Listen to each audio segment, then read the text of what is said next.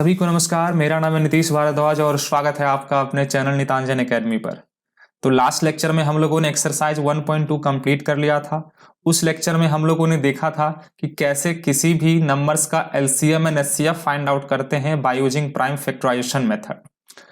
अगर किसी बच्चे ने वो लेक्चर नहीं देखा है तो आप आई बटन पे जाके रियल नंबर चैप्टर का प्लेलिस्ट का लिंक है, वहां से जाके आप उस लेक्चर को देख सकते हो, या फिर वीडियो के डिस्क्रिप्शन में भी मैंने रियल नंबर्स के चैप्टर के प्लेलिस्ट का लिंक दे दिया है, वहां से जाके भी आप उस लेक्चर को कंटिन्यू कर सकते हो।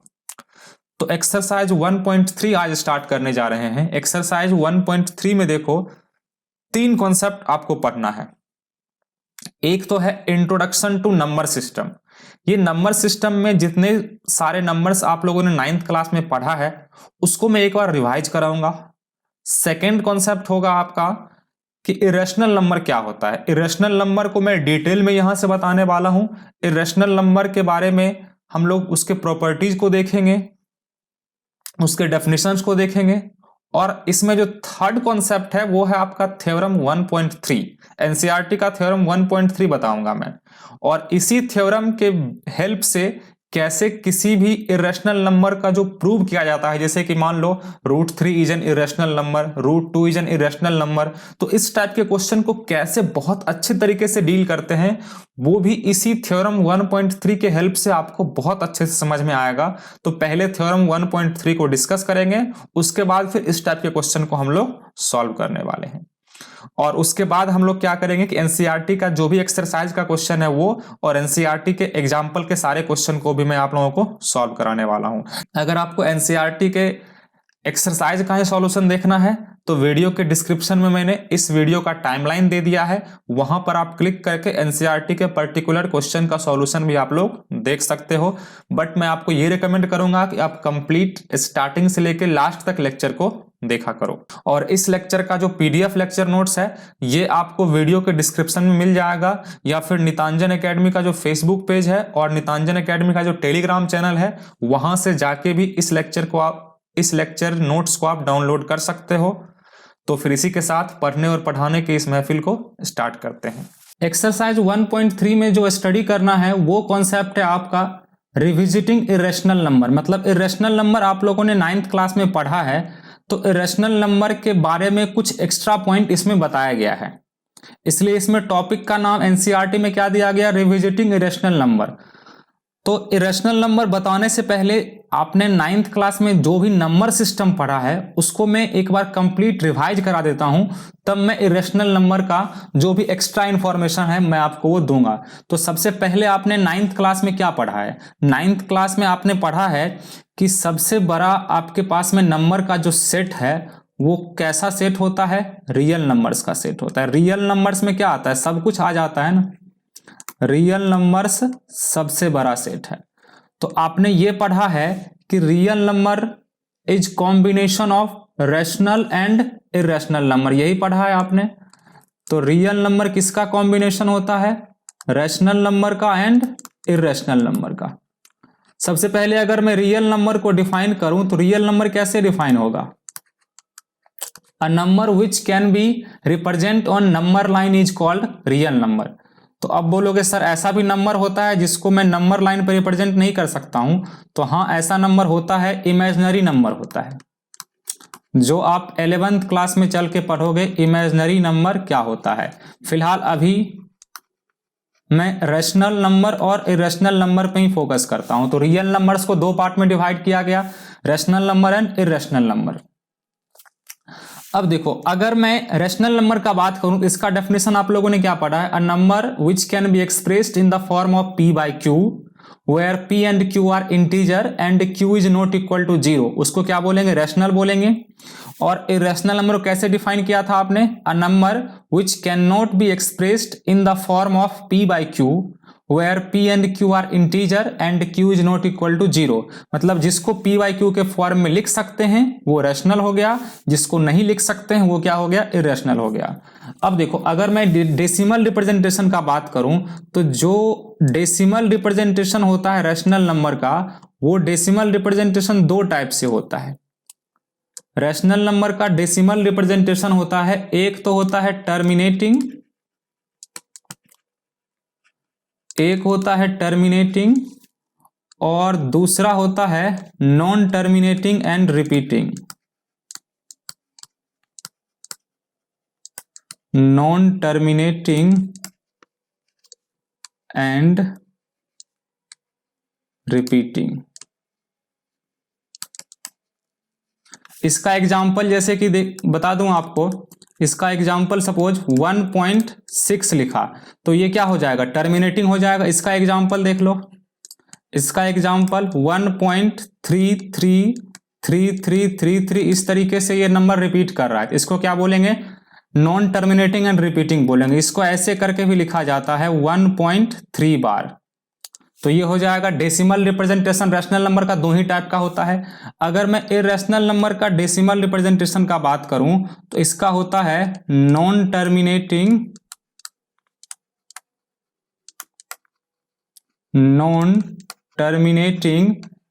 And non repeating. इसका डेसिमल रिप्रेजेंटेशन होता है non terminating and non repeating.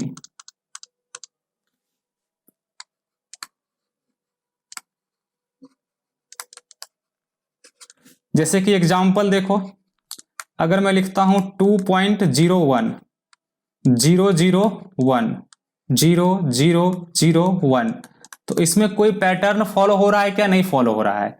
और ये डेसिमल रिप्रेजेंटेशन टर्मिनेट भी नहीं कर रहा है, तो ये क्या हो जाएगा, इरेशनल नंबर का डेसिमल रिप्रेजेंटेशन। तो ये क्लियर हो गया कि decimal representation of rational number दो टाइप का होगा, एक टर्मिनेटिंग होगा, एक नॉन टर्मिनेटिंग एंड रिपीटिंग होगा। और इरेशनल नंबर का कैसा होता है, non terminating and non repeating होता है। ये आपने 9th क्लास में पढ़ा हुआ है। अब रेशनल नंबर का कब टर्मिनेटिंग होगा और कब नॉन टर्मिनेटिंग एंड रिपीटिंग होगा, ये हम लोग एक्सरसाइज 1.4 में देखेंगे। अभी मैं यहां पे कॉन्सेंट्रेट करता हूं कि रेशनल नंबर को फर्दर कितने पार्ट में डिवाइड किया गया है। तो अगर मैं रेशनल नंबर का फर्दर क्लासिफिकेशन का बात करूं तो यहां पे समझना कि रेशनल नंबर को फर्दर डिवाइड किया गया है यहां पर दो पार्ट में। तो मैं इसको डिवाइड करता हूं दो पार्ट में। एक है आपका इंटीजर्स, एक क्या है, इंटीजर्स है, और एक यहां पर फ्रैक्शन है। एक इंटीजर है और दूसरा क्या है, फ्रैक्शन है। तो इंटीजर जैसे एग्जांपल में देख लो, -3 -2 -1 -1 0 1 2 3, इसको क्या बोलते हैं, इंटीजर बोलते हैं। और फ्रैक्शन क्या होगा, फ्रैक्शन जैसे 6/7 -8/7, इस सब को क्या बोलते हैं, फ्रैक्शन बोलते हैं। तो रैशनल नंबर क्या हो सकता है, इंटीजर हो सकता है और फ्रैक्शन हो सकता है। अब इंटीजर का भी यहां पे फर्दर क्लासिफिकेशन किया गया है। तो इंटीजर को मैं यहां पे 3 पार्ट में कंसीडर करता हूं। एक है 0, एक है पॉजिटिव इंटीजर, एक है positive integer, and third type है निगेटिव इंटीजर।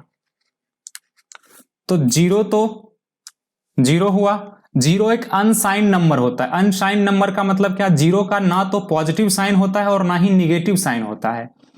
अब पॉजिटिव इंटीजर कहां से स्टार्ट होता है, तो 1 2 3 4, इसको क्या बोलेंगे, पॉजिटिव इंटीजर बोलेंगे। निगेटिव इंटीजर -∞ से स्टार्ट होता है और -3 -2 -1 तक होगा। देखो यहां मैंने पीछे डॉट लगाया है क्योंकि इधर क्या होगा, ये आपका डिक्रीज होगा, और ये इधर क्या होगा, नंबर इंक्रीज होते जाता है। तो निगेटिव इंटीजर -∞ से लेके -1 तक होता है और पॉजिटिव इंटीजर 1 से लेके इंफिनिटी तक होता है। और ये क्या हो गया, 0 हो गया। और पॉजिटिव इंटीजर का एक और नाम होता है नेचुरल नंबर। क्या इसका नाम है, नेचुरल नंबर। पॉजिटिव इंटीजर को नेचुरल नंबर भी बोलते हैं। अगर मैं नेचुरल नंबर को डिफाइन करूं तो नेचुरल नंबर का डेफिनेशन क्या होगा, all counting numbers are called natural numbers. Clear हो गया। अब देखो ये जो आपका 0 है और ये जो आपका पॉजिटिव इंटीजर है, ये जो 0 है और ये पॉजिटिव इंटीजर है, ये मिलके बनाता है 0 1 2 3 4। इसको एक नया नाम से जाना जाता है और वो क्या है?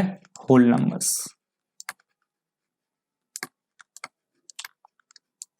तो सारा नंबर का एक बार कॉन्सेप्ट क्लियर हो गया। एक बार फिर से देख लो, रियल नंबर को दो पार्ट में डिवाइड किया मैंने, रैशनल नंबर और इरेशनल नंबर। रैशनल नंबर का अगर मैं डेसिमल रिप्रेजेंटेशन का बात करूं, या तो टर्मिनेटिंग होगा या फिर नॉन टर्मिनेटिंग एंड रिपीटिंग होगा। टर्मिनेटिंग का एग्जांपल 1.6 हो गया, नॉन टर्मिनेटिंग एंड रिपीटिंग का मतलब क्या है? जैसे 1.3333 मतलब कोई पर्टिकुलर डिजिट क्या कर रहा है, यहां पर रिपीट कर रहा है। इरेशनल नंबर का क्या होगा? तो non terminating and non repeating होगा यहां पे। अब रैशनल नंबर को मैंने दो पार्ट में डिवाइड किया, एक इंटीजर होगा और एक क्या होगा? फ्रैक्शन होगा। इंटीजर का जैसे -3 -2 -1 0 1 2 3। इंटीजर देखो -इन्फिनिटी से लेके अप टू कहां तक होता है? +इन्फिनिटी तक होता है। और फ्रैक्शन न्यूमरेटर और डिनोमिनेटर के फॉर्म में लिखा जाता है, जिसमें 6 को बोलेंगे यहां पर न्यूमरेटर और 7 इज डिनोमिनेटर होता है।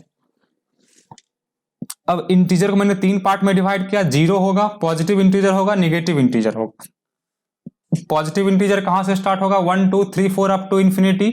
और नेगेटिव इंटीजर कहां से स्टार्ट होगा? -इन्फिनिटी से लेके -3 -2 -1 तक। और 0 ना तो पॉजिटिव इंटीजर होता है और ना ही निगेटिव इंटीजर होता है। पॉजिटिव इंटीजर का एक और नाम है नेचुरल नंबर भी। जब नेचुरल नंबर को 0 के साथ आप कंबाइन करोगे तो क्या मिलता है? होल नंबर मिलता है। इतना क्लियर हो गया।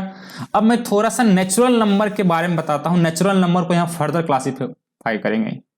देखते हैं नेचुरल नंबर का फर्दर क्लासिफिकेशन मैं कैसे करता हूं, ध्यान से देखना। ये जो नेचुरल नंबर है ना, नेचुरल नंबर को मैं यहां पर दो पार्ट में डिवाइड करता हूं।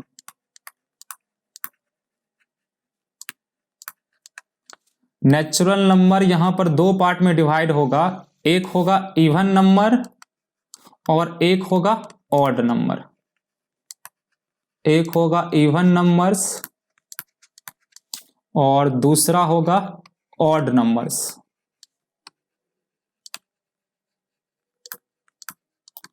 All number which are divisible by 2 is called even number. For example 2 4 6 8 ये सब क्या है? इवन नंबर्स हैं। ऑड नंबर्स क्या होगा? A number which are not divisible by 2 is called odd number. तो 1 3 5 7 9 तो ये क्या होंगे? ऑड नंबर होंगे। तो even number odd number clear हो गया।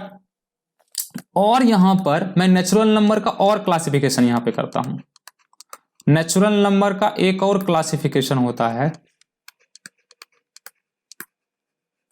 यहां पर ना सारे नेचुरल नंबर को मैं तीन पार्ट में डिवाइड करता हूं। देखो वो तीन पार्ट क्या है? तीन पार्ट है, एक 1, दूसरा है प्राइम नंबर, एक 1 दूसरा है prime numbers and third is composite number.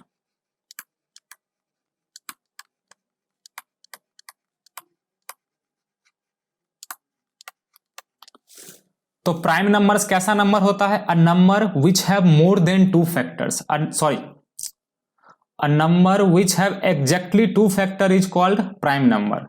Prime number क्या होता है? A number which have exactly 2 factor is called prime number. जैसे कि एग्जांपल देखो, 2 के दो फैक्टर हैं, एक 1 होगा एक 2 होगा। 2 3 5 7 ये सब क्या होंगे? प्राइम नंबर होंगे। कंपोजिट नंबर क्या? अ number which have more than 2 factor. जैसे कि देखो 4 6 8 9 ये सब क्या है? कंपोजिट नंबर है। और 1 जो है ये ना तो प्राइम है और ना कंपोजिट है। इसके पीछे रीजन सुनो, क्यों 1 नहीं है। मैंने जो डेफिनेशन बोला ना उसी में इसका कारण छुपा हुआ है। प्राइम नंबर का मतलब मैंने क्या बोला? अ number which have exactly 2 factors. बताओ 1 का 2 फैक्टर है क्या? नहीं, 1 का एक ही फैक्टर है। कंपोजिट नंबर के बारे में मैंने क्या बोला? अ number which have more than 2 factors. तो 1 का एक ही फैक्टर है, ना तो इसका 2 फैक्टर है और ना 2 से ज्यादा फैक्टर है, इसलिए ना तो ये प्राइम है और ना ही ये कंपोजिट है। तो ऑल नेचुरल नंबर को 3 पार्ट में डिवाइड कर सकते हैं, 1 प्राइम कंपोजिट, ये भी नेचुरल नंबर का ही क्लासिफिकेशन होता है। तो यहां पर अगर मैं इसका डेफिनेशन लिखूं, एग्जैक्टली 2 फैक्टर्स, मैं शॉर्ट में ही लिख देता हूं, इसमें क्या होता है, एग्जैक्टली 2 फैक्टर्स होता है और इसका क्या होता है, मोर देन 2 फैक्टर्स होता है। बस इतना ही याद रखोगे, प्राइम कंपोजिट में कभी कंफ्यूजन नहीं होगा, मोर देन 2 फैक्टर्स होता है। और ध्यान रखना कि 1 ना तो प्राइम है और ना कंपोजिट है, इसलिए मैंने इसलिए मैंने नेचुरल नंबर को 3 पार्ट में डिवाइड किया है, 1 प्राइम कंपोजिट। क्लियर हो गया? तो ये आपका कंप्लीट इंफॉर्मेशन था नंबर सिस्टम के बारे में। अब जो आपके चैप्टर में दिया गया है उसको स्टार्ट करते हैं। इरेशनल नंबर के बारे में अब यहां पर डिटेल से पढ़ते हैं। तो अब हम लोग इरेशनल नंबर के बारे में डिटेल से पढ़ते हैं। तो टॉपिक स्टडी करेंगे इरेशनल नंबर।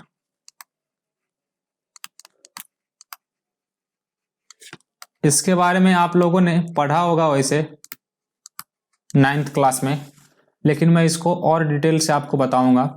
तो इसका सबसे फर्स्ट पॉइंट देखते हैं, सबसे पहले इसको डिफाइन ही कर लेते हैं। The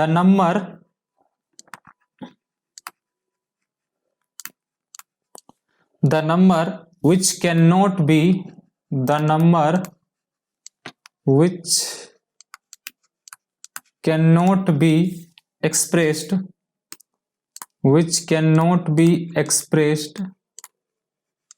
in the form of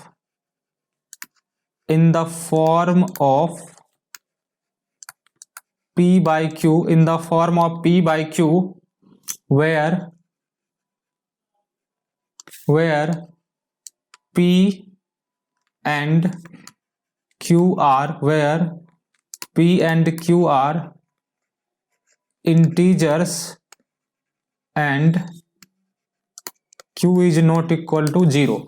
मतलब जिस नंबर को p by q के फॉर्म में नहीं लिख सकते हैं उसको हम लोग क्या बोलेंगे, इरेशनल नंबर बोलेंगे। तो सबसे पहला पॉइंट यही हो गया। दूसरा पॉइंट अभी भी मैंने बताया कि सारे इरेशनल नंबर का जो डेसिमल रिप्रेजेंटेशन होता है वो कैसा होता है, non terminating and non repeating होता है। तो मैं यही पॉइंट लिखता हूं। इसका सेकेंड पॉइंट क्या है इरेशनल नंबर के बारे में, कि every non terminating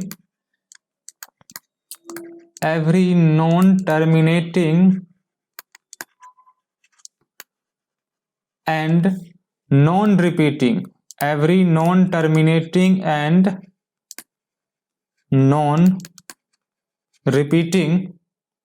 decimal is irrational। Non terminating and non repeating decimal कैसा होगा, इरेशनल होगा।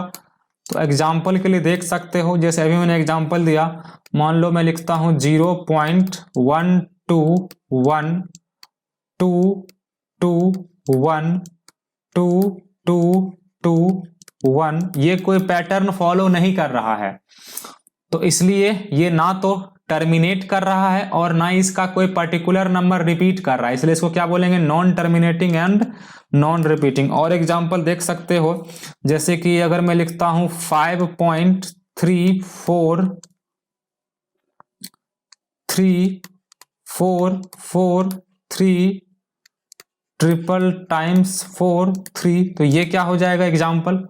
और एग्जाम्पल बहुत सारे एग्जाम्पल लिख सकते हो आप। मान लो अगर आप देखते हो 0.5000500005, तो ये सारे क्या हैं, इरेशनल नंबर के एग्जाम्पल हो गए। तो ये हो गया इसका सेकेंड पॉइंट। अब इसका नेक्स्ट देखते हैं, थर्ड पॉइंट क्या है।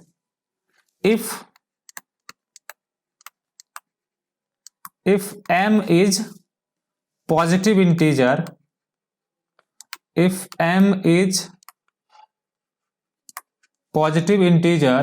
which is not which is not a perfect square, which is not a perfect square, which is not a perfect square, then root m is irrational, then root m is irrational। इसका मतलब क्या है कि जैसे root 2 देखो, 2 एक perfect square number है क्या? नहीं है। तो अगर मान लो m कोई पॉजिटिव इंटीजर है और वो परफेक्ट स्क्वायर नहीं है तो उसका स्क्वायर रूट हमेशा क्या होगा? इरेशनल होगा। जैसे रूट 2, रूट 3, ये सब क्या है? इरेशनल है। अब रूट 4 इरेशनल नहीं होगा क्योंकि 4 परफेक्ट स्क्वायर नंबर है। तो रूट 5, रूट 6, ये सारे किसके एग्जाम्पल हो जाएंगे? इरेशनल नंबर के एग्जाम्पल हो जाएंगे। अब कोई बच्चा बोलेगा सर इसको इरेशनल नंबर क्यों बोलते हैं? तो शायद आपने 8th क्लास में इसका स्क्वायर रूट निकाला होगा। रूट 2 का स्क्वायर रूट ये 1.414 इस तरीके से आता है ना।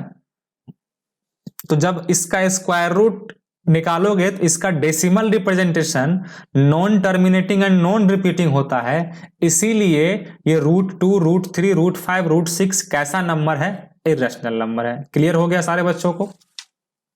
तो इसको क्या बोलेंगे? इरेशनल नंबर बोलेंगे। और भी देखो 4th पॉइंट में क्या मैं इसमें बोलता हूं, if m is positive integer,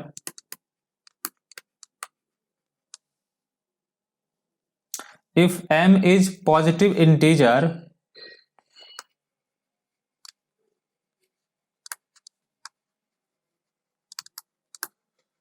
which is not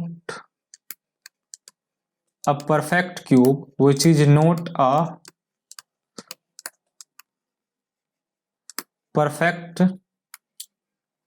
cube, then cube root of m, then cube root of m is irrational, then cube root of m is irrational। जैसे कि देखो 2 कैसा नंबर है? परफेक्ट क्यूब है क्या? नहीं। Perfect cube का मतलब क्या? उसका क्यूब रूट एक नेचुरल नंबर आना चाहिए। क्यूब रूट कोई क्या आना चाहिए? अगर पॉजिटिव इंटीजर है तो नेचुरल नंबर आना चाहिए। जैसे क्यूब रूट ऑफ 2 क्या होगा? इरेशनल। अब जैसे क्यूब रूट ऑफ 4 क्या होगा? इरेशनल। क्यूब रूट ऑफ बहुत सारा एग्जांपल हो सकता है, 5 इरेशनल। इस तरीके से बहुत सारा नंबर है। जैसे क्यूब रूट ऑफ 8 ये इरेशनल नहीं होगा क्योंकि 8 एक परफेक्ट क्यूब नंबर है। तो एक बात आपको पता चला कि अगर मैं आपसे बोलूं कि 4th रूट ऑफ 2 क्या होगा? वो भी इरेशनल होगा। 5th रूट ऑफ 2 क्या होगा? वो भी इरेशनल होगा।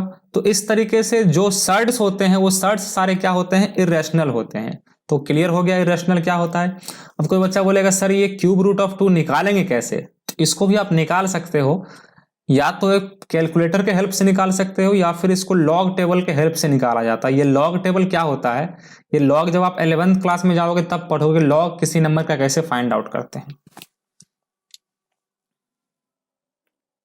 और एक पॉइंट में और बता देता हूं इसमें कि पाई एंड ई। अब पाई तो आपने पढ़ा होगा लेकिन ई नहीं पढ़ा होगा, तो ये याद रखना कि pi and e are irrational number. ये दोनों क्या हैं? इरेशनल नंबर हैं।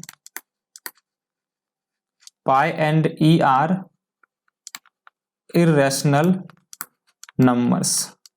अब याद रखना कि पाई का वैल्यू 22/7 नहीं होता है।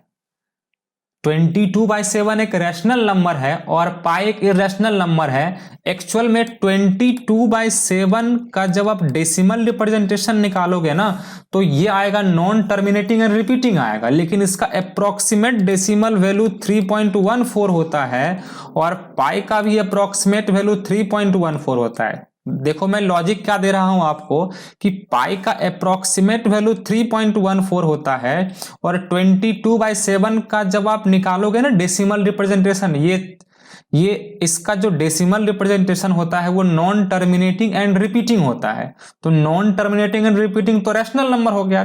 तो इसमें स्टार्टिंग का 2 डिजिट ना, स्टार्टिंग का 2 डिजिट 3.14 आता है, लेकिन पाई का भी 3.14 आता है। इसलिए किसी किसी क्वेश्चन में आपको पाई के जगह पे 22/7 यूज करने के लिए बोला जाता है। लेकिन इसका मतलब ये नहीं है कि पाई और 22/7 दोनों बराबर है। पाई एक इरेशनल नंबर है और 22/7 एक रैशनल नंबर है। तो ये क्लियर हो गया, क्योंकि बहुत सारे बच्चों को कंफ्यूजन होता है कि उस पाई को और 22/7 को दोनों को सेम ही समझते हैं बच्चे। तो अब इसमें कुछ और पॉइंट देख लेते हैं, प्रॉपर्टीज ऑफ इरेशनल नंबर। चलो देखते हैं। तो अब नेक्स्ट पॉइंट में कुछ हम लोग प्रॉपर्टीज देख लेते हैं, properties of irrational number.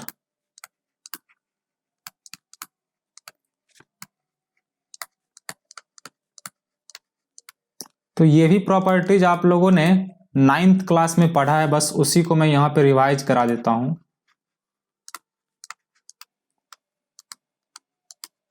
I plus आई मतलब इरेशनल प्लस इरेशनल में बी इरेशनल, मतलब इरेशनल हो भी सकता है और इरेशनल नहीं भी हो सकता है। जैसे कि मैं आपको यहां पर एक एग्जांपल देता हूं, suppose √2 and plus 2√2।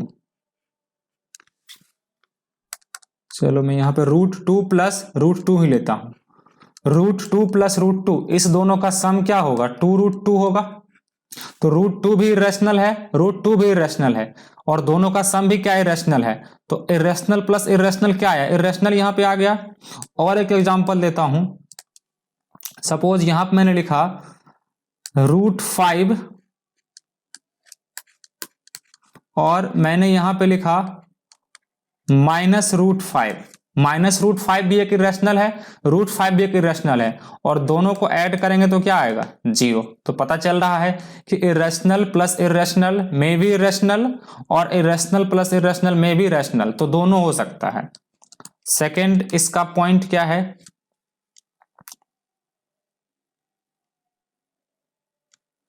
Irrational minus irrational में भी इरेशनल। इसका मतलब कि इरेशनल माइनस इरेशनल भी इरेशनल हो सकता है और रैशनल हो सकता है, दोनों हो सकता है। जैसे कि एग्जांपल देखो, अगर मैंने लिखा सपोज √6 माइनस 5√6, √6 माइनस 5√6, इसको जब सॉल्व करोगे तो कितना मिलेगा? -4√6 मिलेगा।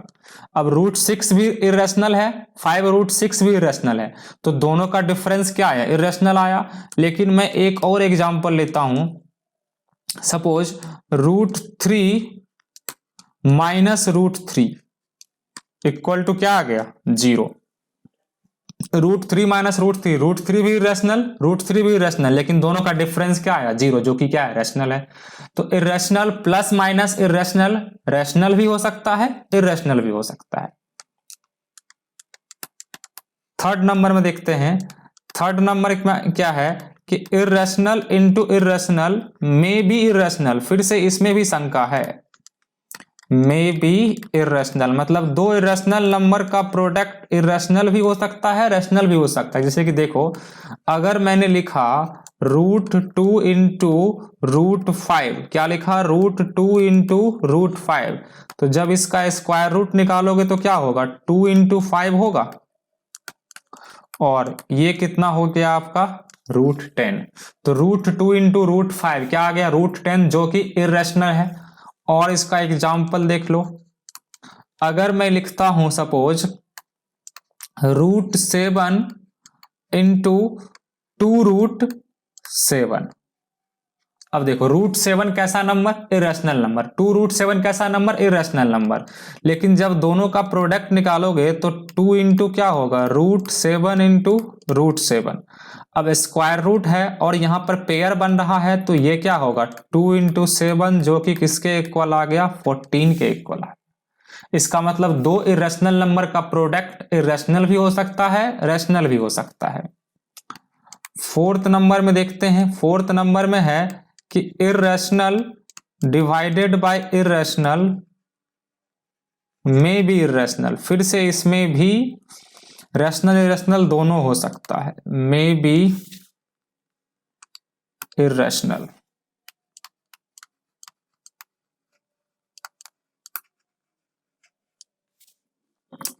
एग्जाम्पल देख सकते हो, जैसे कि √5 अपॉन √2। तो √5 भी इर्रेशनल है, √2 भी इर्रेशनल है। तो इस दोनों को जब आप डिवाइड करके निकालोगे तो √5/2 भी क्या आएगा, इर्रेशनल ही आएगा।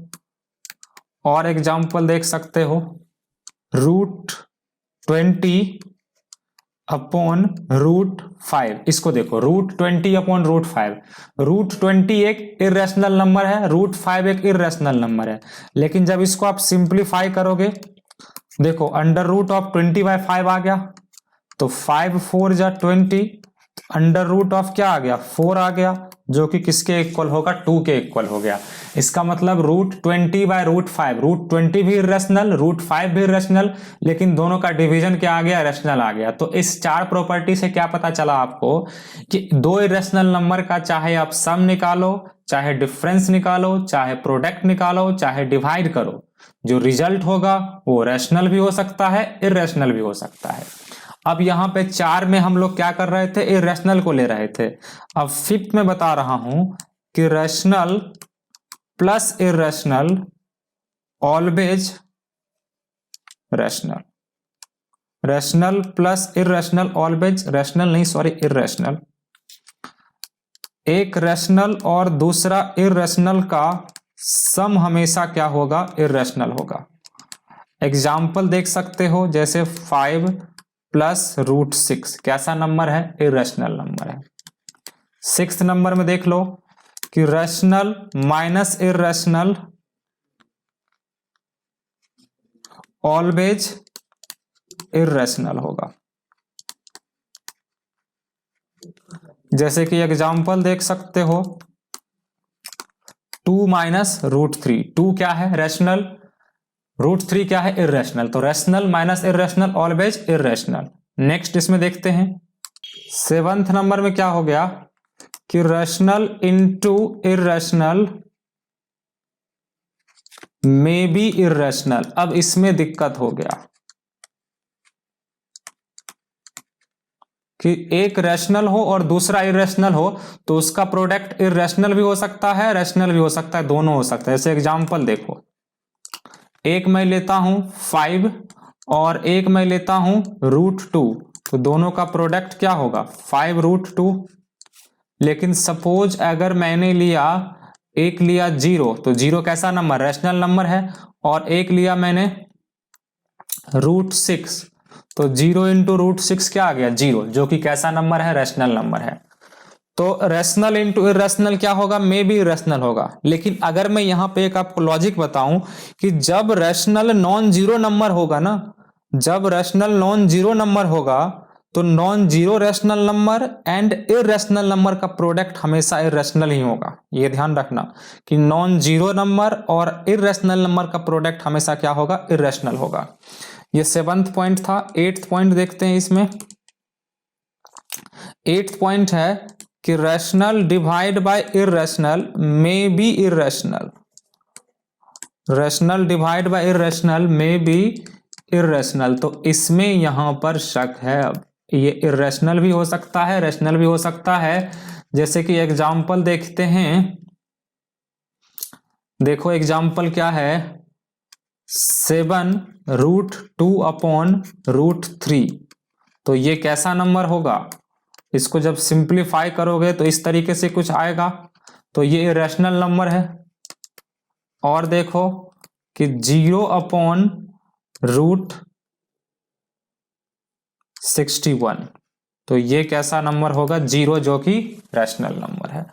तो रैशनल अपॉन इरेशनल, इरेशनल भी होता है, रैशनल भी होता है। लेकिन अगर मैं बोलूं कि ये rational number non zero number है, तो नॉन जीरो नंबर और इरेशनल नंबर का डिवीजन हमेशा इरेशनल नंबर ही होगा। तो ये 8 इंपॉर्टेंट प्रॉपर्टी थे इरेशनल नंबर और रैशनल नंबर के लिए। ये आपको ध्यान में रखना है, कुछ भी रटना नहीं है। मैंने आपको एग्जाम्पल के साथ समझाया है, इसको दिमाग में अच्छे तरीके से सेट कर लो। तो अब नेक्स्ट पढ़ते हैं। नेक्स्ट एक एनसीईआरटी में थ्योरम दिया गया है, मैं उस थ्योरम को आपको प्रूव कराता हूं। नेक्स्ट इसमें देखते हैं, नेक्स्ट एक थ्योरम दिया गया है एनसीईआरटी में, तो उसको मैं आपको समझा देता हूं। वो है आपका एनसीईआरटी का थ्योरम 1.3। एनसीईआरटी का थ्योरम है थ्योरम 1.3। देखो इस थ्योरम का मैं प्रूव नहीं करूंगा, बस इसका मैं लॉजिक समझा दूंगा, क्योंकि इसका प्रूव एग्जाम में नहीं आता है। थ्योरम का स्टेटमेंट क्या बोलता है देखते हैं कि late P be a prime number, let P be a prime number, let P be a prime numbers if P divides a square,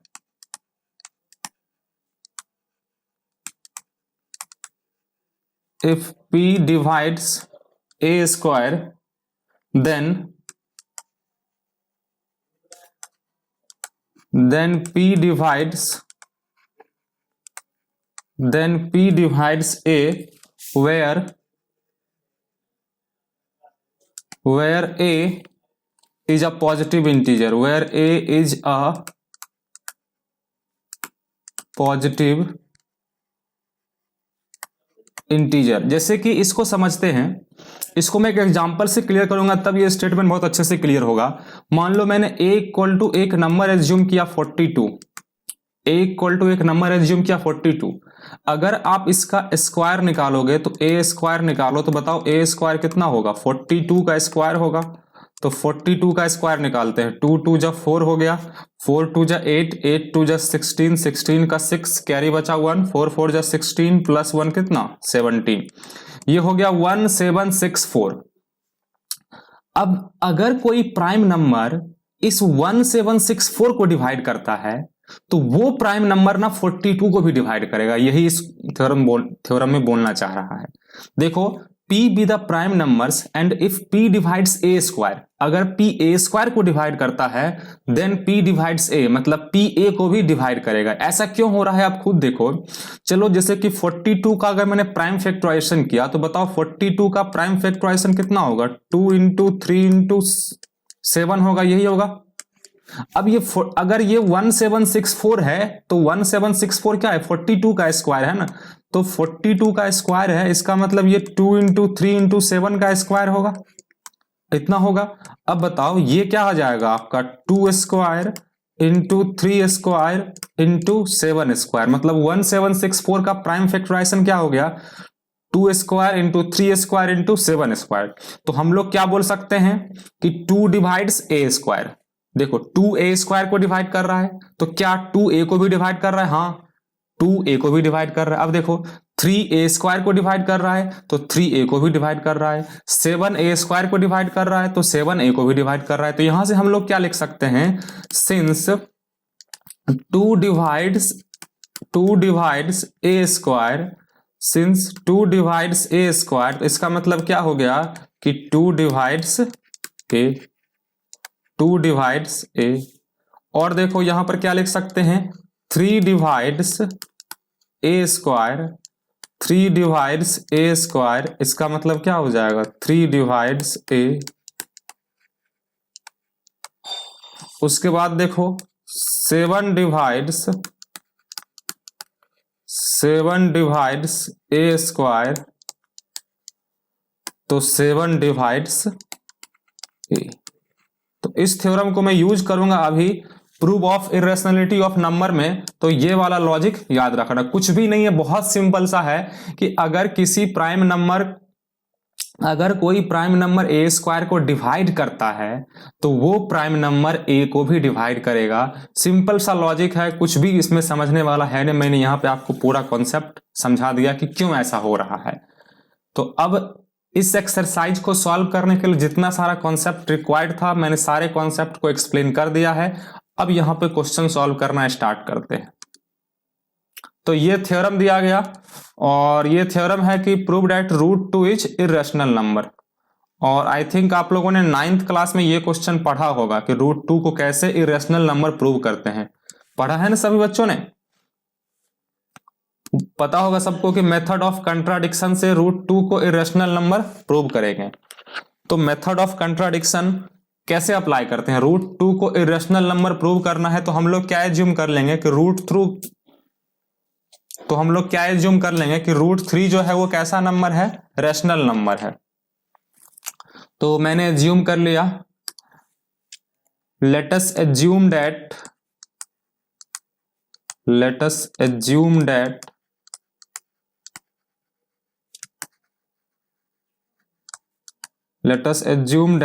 √2 is rational number, let us assume that √2 is rational number। अब देखो, अगर √2 rational number है तो मैं यहां पे लिख सकता हूं √2 इक्वल टू p/q। √2 को p/q के फॉर्म में लिखा जा सकता है, क्योंकि जितने भी सारे रैशनल नंबर हैं उसको p/q के फॉर्म में लिखा जाता है, where p and q are integer,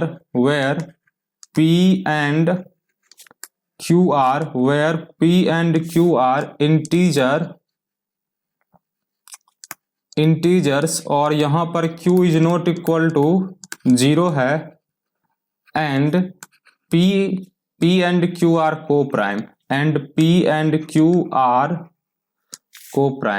को प्राइम का मतलब क्या है, जैसे मैं यहां पे बताऊं फिर से एक बार, को प्राइम का मतलब ये होता है कि p और q का HCF क्या होना चाहिए, 1 होना चाहिए। देखो, जैसे कि आप कोई भी रैशनल नंबर लिखते हो, सपोज अगर आपने ये वाला रैशनल नंबर लिखा 8/20, तो ये रैशनल नंबर है, लेकिन रैशनल नंबर का ये लोएस्ट फॉर्म नहीं है। किसी भी रैशनल नंबर का लोएस्ट फॉर्म तब कहलाता है जब उसका न्यूमरेटर एंड डिनोमिनेटर के बीच का HCF क्या होगा, 1 होगा। इसका मतलब जो न्यूमरेटर और डिनोमिनेटर के बीच कॉमन फैक्टर है उसको कैंसिल करेंगे। तो जैसे कि देखो, 4 2 जा 8, 4 5 जा 20, तो 8/20 को क्या लिख सकते हैं, 2/5 लिख सकते हैं। तो 8/20 इज इक्विवेलेंट टू 2/5, इसलिए 8/20 का लोएस्ट फॉर्म क्या है, 2/5 है। तो दुनिया में कोई भी रैशनल नंबर हो, उसको जब आप लोएस्ट फॉर्म में लिखोगे तो वो जो न्यूमरेटर और डिनोमिनेटर आएगा उसके बीच का HCF हमेशा क्या होगा, 1 होगा। तो 8/20 को इतना भी लिख सकते हैं, इसलिए मैंने यहां पे बोला कि रैशनल नंबर को मैंने p/q के फॉर्म में बोला है, जहां p and q are integers है, and p and q are क्या बोला है मैंने, को प्राइम बोला है। को प्राइम का मतलब क्या, दोनों के बीच का HCF क्या होना चाहिए, 1 होना चाहिए। तो इतना एजम्पशन सबको समझ में आ गया। अब यहां पे देखते हैं, अगर ये √2 इक्वल टू p/q है, तो कंसीडर यहां पर, चलो डायरेक्टली मैं स्क्वायरिंग कर देता हूं। यहां बताओ p इक्वल टू कितना हो जाएगा, p इक्वल टू हो जाएगा √2q। ये p का वैल्यू कितना हो गया, √2q हो गया। तो स्क्वायरिंग ऑन बोथ साइड, अगर आप स्क्वायरिंग करोगे देखो क्या मिलेगा, squaring on both side, squaring on both side, squaring on both side से देखो क्या मिलेगा आपको, p² इक्वल टू कितना मिलेगा, 2q² मिलेगा क्या। तो p² इक्वल टू क्या मिल गया, 2q² मिल गया।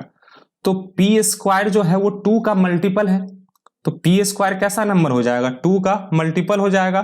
तो यहां पे मैं क्या बोल सकता हूं कि p² इज डिविजिबल बाय 3। तो यहां मैं क्या बोल सकता हूं, therefore p² is divisible bye, sorry, p² is divisible bye क्या हो जाएगा, 2 हो जाएगा, क्योंकि p² किसका मल्टीपल है, 2 का मल्टीपल है। अब यहां पे ध्यान से देखो, यहां मैंने क्या बोला है कि अगर p डिवाइड्स a² है, देन p डिवाइड्स a। अब इसका आप उल्टा सोचो, अगर p डिवाइड्स a² है तो a² is divisible bye p होगा।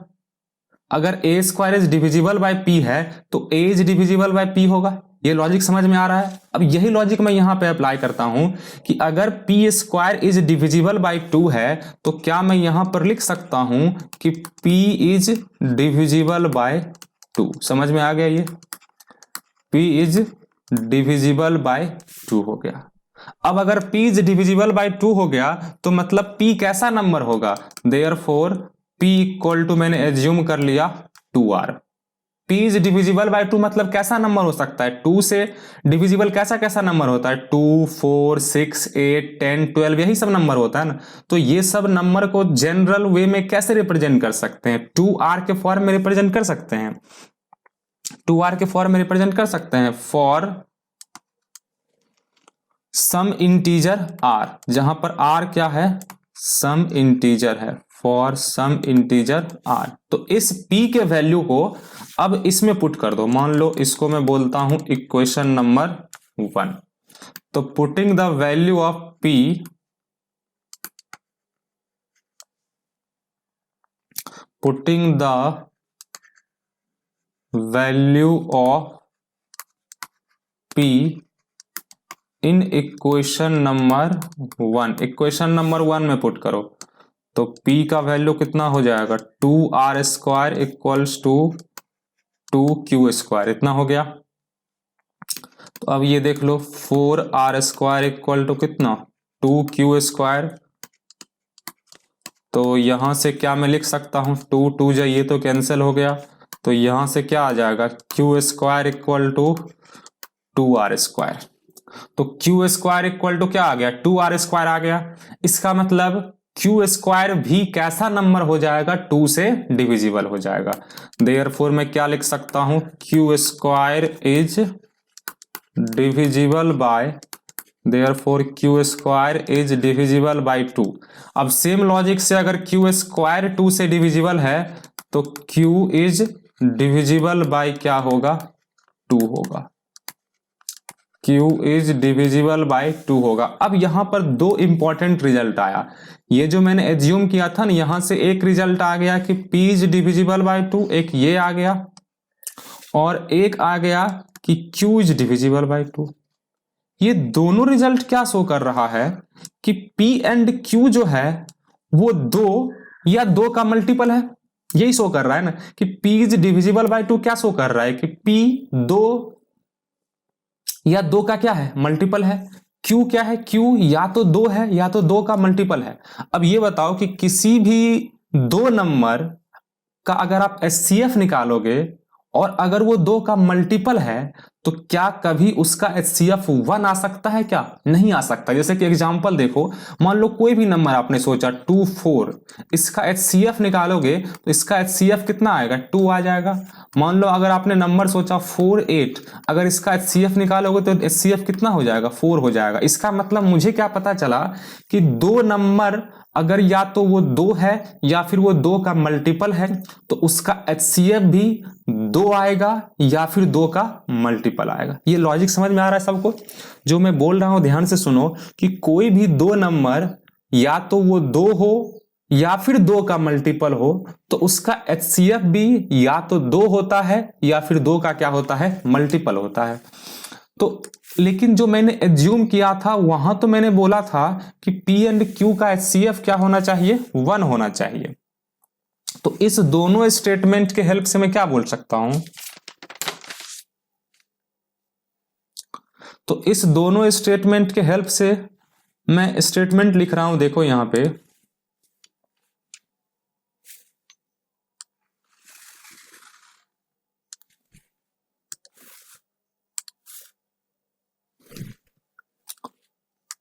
दस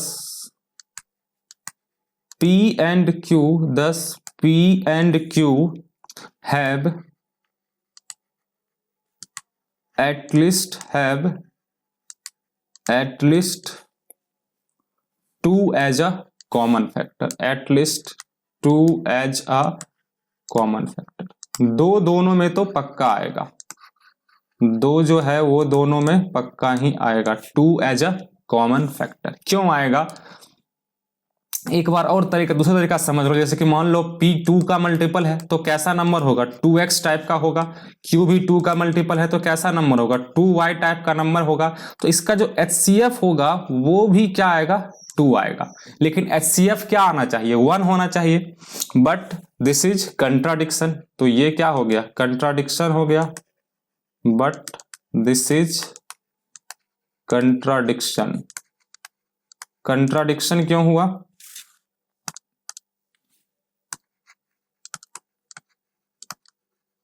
कंट्राडिक्शन होने के पीछे रीजन क्या था?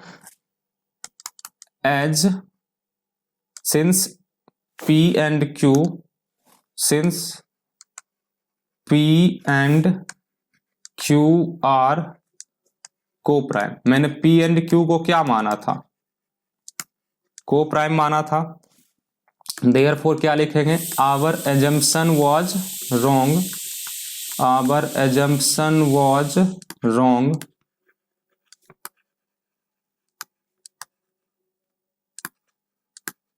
Our assumption was wrong. Hence, root 2 is an irrational number. अगर मैंने रैशनल नंबर एज्यूम किया था और वो अगर रैशनल नंबर नहीं है तो फिर क्या होगा? इर्रेशनल नंबर होगा वो। तो समझ में आ गया फिर ये क्वेश्चन। इस पे बेस्ड एक और क्वेश्चन दिया गया है नेक्स्ट आपका, हाँ यही क्वेश्चन है, prove that root 3 is an irrational number. तो सेम इसी तरीके से हम लोग प्रूव करने वाले हैं जैसे कि लास्ट थ्योरम को मैंने प्रूव किया था। और एक्सरसाइज में एक और क्वेश्चन है, देखो रटाऊंगा इन्हें मैं, देखो यहां पर कुछ भी रटना नहीं है, आपको कॉन्सेप्ट को समझ के चलना है ताकि बाद में चल के आपको एग्जाम में अच्छे तरीके से उसको रिप्रेजेंट कर सको। तो वैसे स्टेप तो सेम ही होगा इसमें भी। तो मैंने एज्यूम कर लिया, let us assume that root 3 is rational number. Let us assume that root 3 is a rational number. root 3 को मैंने rational number assume कर लिया। अब अगर root 3 rational number है तो फिर रूट 3 इक्वल टू क्या होगा? रूट 3 इक्वल टू क्या होगा? P by Q, where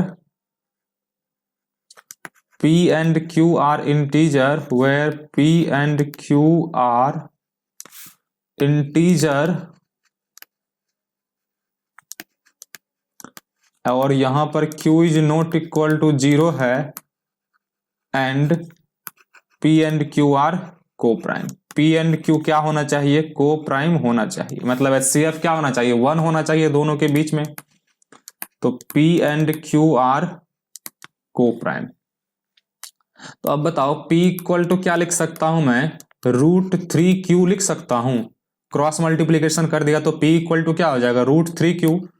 squaring both side, अगर आप स्क्वायरिंग करोगे तो क्या मिलेगा? स्क्वायरिंग बोथ साइड, तो पी स्क्वायर इक्वल टू कितना हो जाएगा? P square equals to 3Q square. तो अब देखो अगर पी स्क्वायर इक्वल टू क्या आ गया? 3Q स्क्वायर आ गया, तो हम लोग क्या बोल सकते हैं कि p square is divisible by 3। P square is क्या? Divisible by 3। तो यहां से मैं बोल सकता हूं कि p square is divisible by 3। P square is divisible by 3। अब अगर पी स्क्वायर 3 से डिविजिबल है तो थ्योरम 1.3 के अकॉर्डिंग पी भी क्या होगा? डिविजिबल बाय 3 होगा। पी इज डिविजिबल बाय 3 होगा। तो मैं इसको यूज करूंगा, इसको मैं बॉक्स में डाल देता हूं कि P इज डिविजिबल बाय 3 आ गया। ये एक इंपॉर्टेंट रिजल्ट आया यहां पे मेरे एजम्पशन के अकॉर्डिंग। अब अगर P इज डिविजिबल बाय 3 है तो क्या मैं लिख सकता हूं? P equals to 3R। मतलब P इज डिविजिबल बाय 3 का मतलब क्या? P या तो 3 होगा या फिर 3 का मल्टीपल होगा। जैसे कि 3, 6, 9 ये सारा नंबर कैसा है? 3 से क्या है? डिविजिबल है। तो P equal to 3R for some integer R, for some integer R। तो इस P इक्वल टू 3R को मान लेते हैं ये क्वेश्चन नंबर 1 है। इस इक्वेशन में पुट करो, तो putting the value of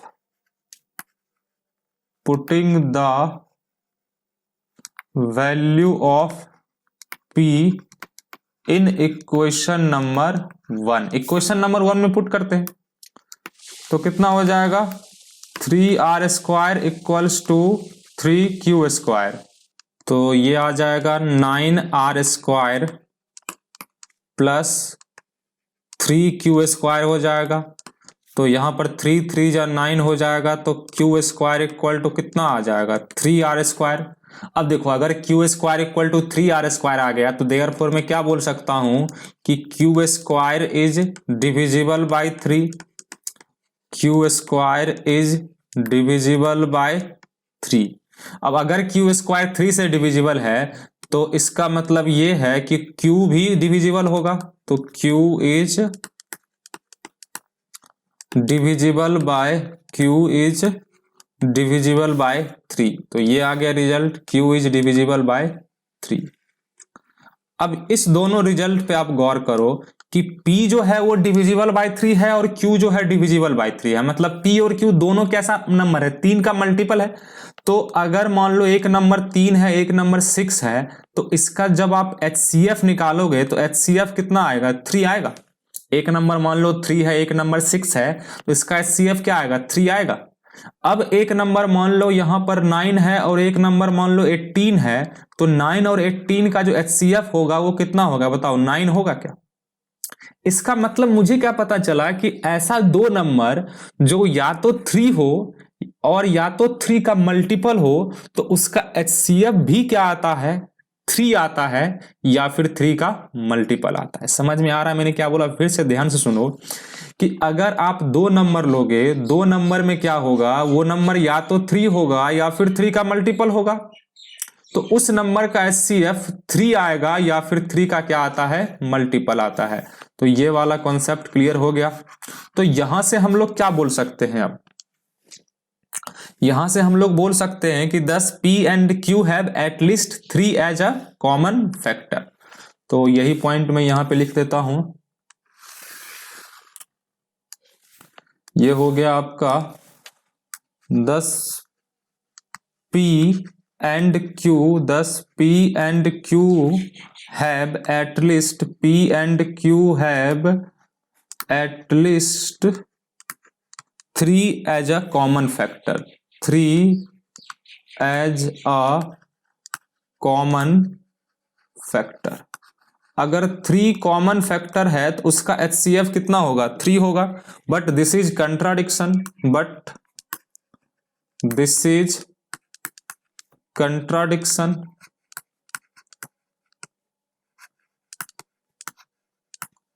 but this is contradiction. क्या कंट्राडिक्शन था, since P and Q are को प्राइम, P एंड Q को क्या होना चाहिए था, को प्राइम होना चाहिए था, लेकिन ये को प्राइम आया क्या, नहीं आया। Therefore our assumption was wrong, मेरा एजम्पशन ही क्या था गलत था, आवर एजम्पशन वाज रॉन्ग। अब अगर एजम्पशन रॉन्ग है तो मैंने क्या एज्यूम किया था, √3 को एज्यूम किया था रैशनल। तो रियल नंबर या तो रैशनल होगा नहीं तो इरेशनल होगा, तो फिर क्या आएगा, hence √3 is irrational number, hence √3 is irrational number. √3 कैसा नंबर होगा, इरेशनल नंबर होगा। तो ये दोनों क्वेश्चन मैंने प्रूव कर दिया। अब नेक्स्ट क्वेश्चन देखते हैं।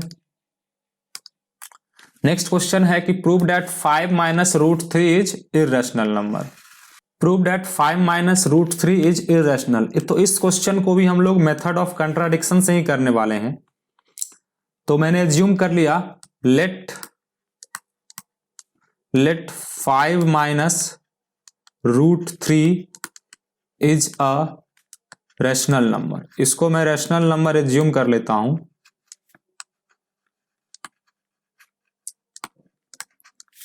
तो यहां पे अगर ये रैशनल नंबर है, इसका मतलब 5 माइनस √3 इक्वल टू क्या होगा, P by Q। 5 minus √3 equal to क्या आ गया, P बाय Q, या फिर चलो मैं A बाय B एज्यूम कर लेता हूं। अब 5 माइनस √3 इक्वल टू क्या, A by B,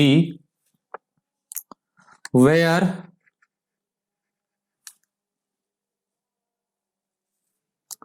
where a and b are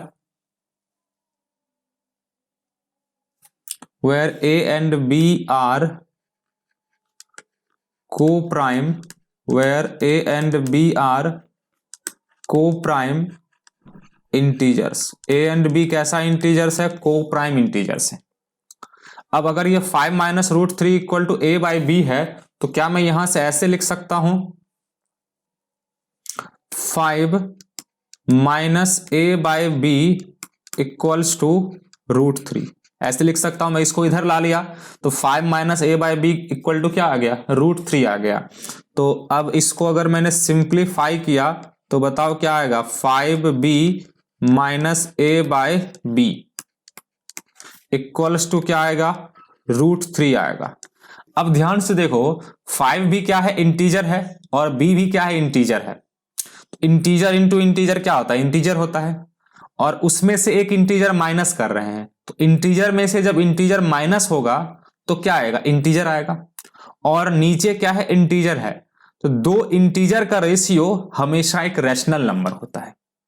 ये तो सबको पता है कि दो इंटीजर का रेशियो हमेशा क्या होता है? एक रैशनल नंबर होता है। तो यहां पे मैं लिख रहा हूं since a and b are integer, since a and b are integers,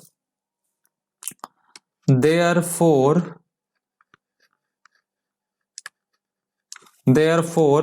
5b minus a upon b is rational number. ये कैसा नंबर होगा?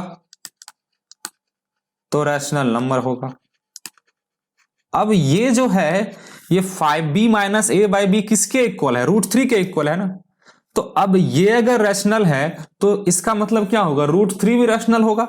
तो यहां से मैं बोल सकता हूं therefore root 3 is a rational number. Root 3 is a rational number. Root 3 कैसा नंबर है? रैशनल नंबर है। लेकिन मैंने अभी अभी प्रूव करके आया रूट 3 तो इरेशनल नंबर है। रूट 3 कैसा नंबर था? इरेशनल नंबर है। लेकिन ये बोल रहा है, इसके अकॉर्डिंग में चला तो ये बोल रहा है कि रूट 3 रैशनल नंबर है। इसका मतलब मेरा एजम्पशन क्या था? गलत था। तो क्या लिखेंगे? This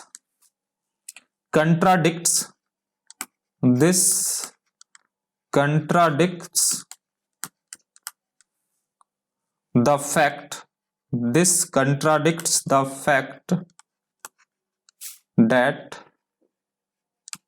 that root 3 is irrational। ये तो कंट्राडिक्ट कर रहा है, रूट 3 irrational है। Root 3 is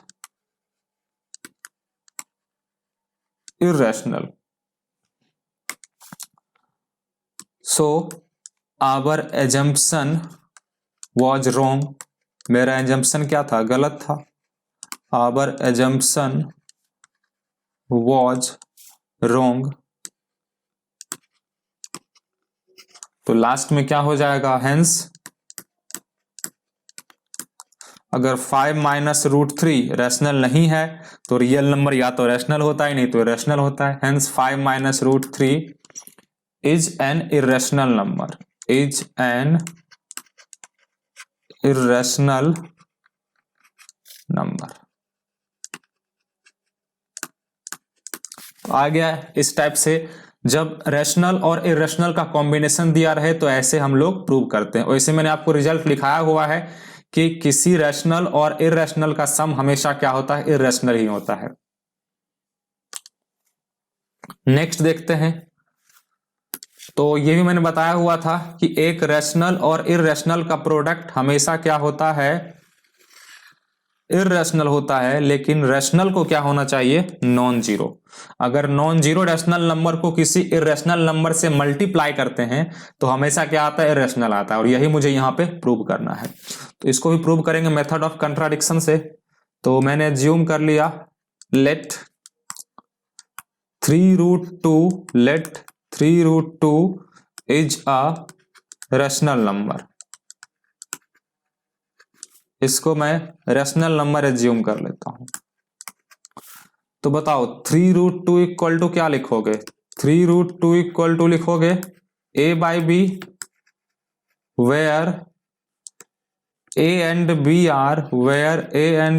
are co-prime integers, जहां पर a and b क्या है, co-prime integers हैं। अब 3√2 equal to a by B हो गया, तो बताओ √2 इक्वल टू क्या लिख दोगे, √2 इक्वल टू हो जाएगा 2 इक्वल टू होगा a by 3b। √2 equal to क्या आ गया, a बाय 3b आ गया। अब a और b इंटीजर है, तो a और b इंटीजर है, यहां पर 3 भी इंटीजर है, तो इंटीजर इंटू इंटीजर क्या होगा, इंटीजर होगा। लेकिन इंटीजर अपॉन इंटीजर क्या होता है, रैशनल नंबर होता है। तो यहां से हम लोग क्या लिखेंगे कि since a and b are integer, since a and b are integers, therefore a upon 3b is rational number. ये कैसा नंबर होगा, तो a अपॉन 3b एक रैशनल नंबर होगा। अब a अपॉन 3b अगर रैशनल नंबर है तो a अपॉन 3b किसके इक्वल है, √2 के इक्वल है।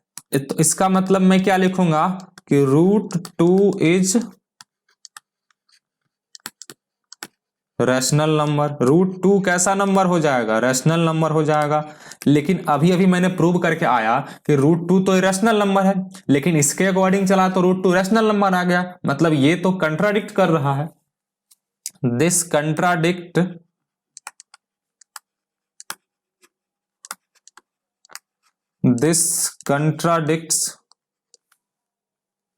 the fact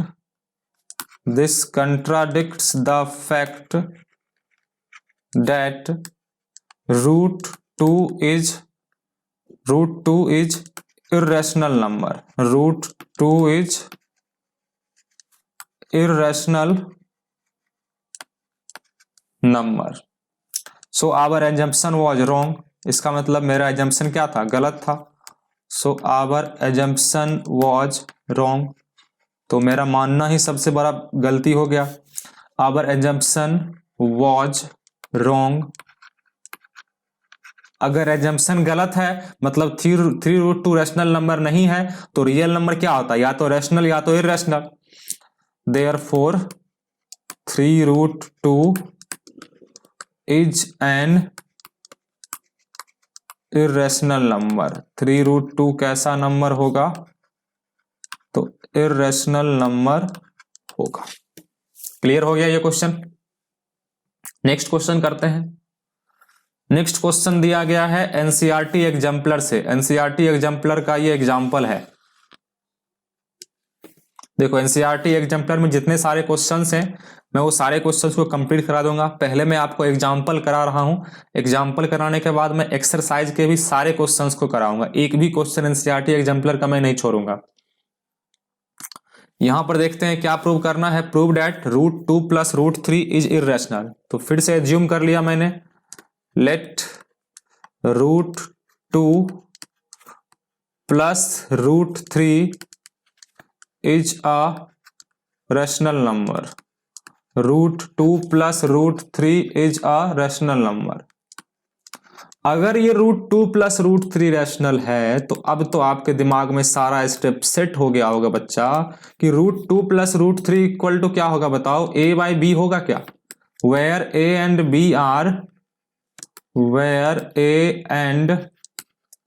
b are coprime integer, where a and b are coprime integer. जहां पे a एंड b कैसा इंटीजर है, तो को प्राइम इंटीजर है। अब आप क्या करो कि √2 को इधर रखो और a बाई बी माइनस √3 इसको इधर लेके आ जाओ। उसके बाद क्या कर दो, स्क्वायरिंग कर दो। Squaring both side, squaring both side. तो बताओ √2 का स्क्वायर कितना हो जाएगा, 2 हो जाएगा। √2 का स्क्वायर 2 हो गया और a by B minus root 3 का स्क्वायर हो जाएगा। तो 2 इक्वल्स टू, यहां पे सिंप्लीफाई कर लेते हैं, तो a square plus b square और प्लस कितना 3, क्योंकि a square plus b square minus 2ab होता है, तो minus 2 into a by b root 3, यही हो गया। अब इस पूरे टर्म को अगर मैं इधर लेके आ जाता हूं, ये जो रूट 3 वाला टर्म है ना, इसको मैं इधर लेके आ गया, या फिर चलो इसको उधर लेके चले जाओ, 2a root 3 by B equals to, इसको इधर लेके आ गया तो क्या मिल जाएगा, a square by b square minus 2। तो यहां देख लो 2a root 3 by B equals to कितना, तो a square minus 2b square upon b. तो ये हो गया, रूट 3 को इधर रखो, बाकी जो टर्म है सबको इधर भेज दो, तो a square minus 2b square upon b, और ये है b का ही टर्म, सॉरी यहाँ b स्क्वायर था ना, ये b स्क्वायर था, तो ये हो जाएगा b अपॉन कितना 2a, इसको इधर लाया b को, b ऊपर में चला जाएगा और 2a नीचे में आ जाएगा, तो एक b से एक b शहीद हो गया, तो क्या बचेगा, बताओ। यहां पे बचेगा आपको a square minus 2b square, A square minus 2b square upon 2ab, यही बचेगा। ऊपर में तो b का टर्म कैंसिल हो गया, तो a square minus 2b square upon 2ab बचा। इसका मतलब क्या है कि ये जो नंबर है ना, ये कैसा नंबर है, देखो a भी इंटीजर, उसका स्क्वायर भी इंटीजर, b भी इंटीजर, उसका स्क्वायर भी इंटीजर, तो इंटीजर माइनस इंटीजर क्या, इंटीजर, और प्रोडक्ट ऑफ इंटीजर क्या होता है, इंटीजर होता है। तो इंटीजर का रेशियो क्या आएगा, इंटीजर का रेशियो कैसा आता है, इर्रेशनल, सॉरी इंटीजर का रेशियो रैशनल नंबर आता है। तो यहां से हम लोग क्या बोलेंगे कि since a and b are integers, since a and b are integers, therefore a square minus 2b square upon 2ab, a square minus 2b square upon 2ab is rational number. ये कैसा नंबर होगा, तो ये होगा rational number. लेकिन ये जो number है ये तो रूट 3 के इक्वल है, ये जो नंबर है ये नंबर किसके इक्वल है, रूट 3 के इक्वल है। अगर ये नंबर रूट 3 के इक्वल है तो फिर रूट 3 भी कैसा नंबर होगा, रूट 3 भी कैसा नंबर होगा, रैशनल नंबर होगा। तो यहां से मैं लिख सकता हूं कि रूट 3 इज रैशनल नंबर।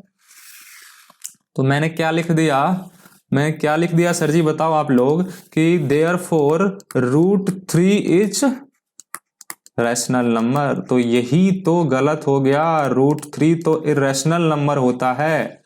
इसका मतलब जो नंबर दिया गया था उसको रैशनल मानना ही सबसे बड़ा गलती हो गया आपने को।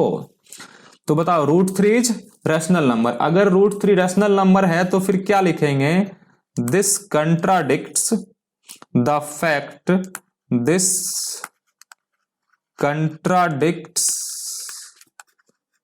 the fact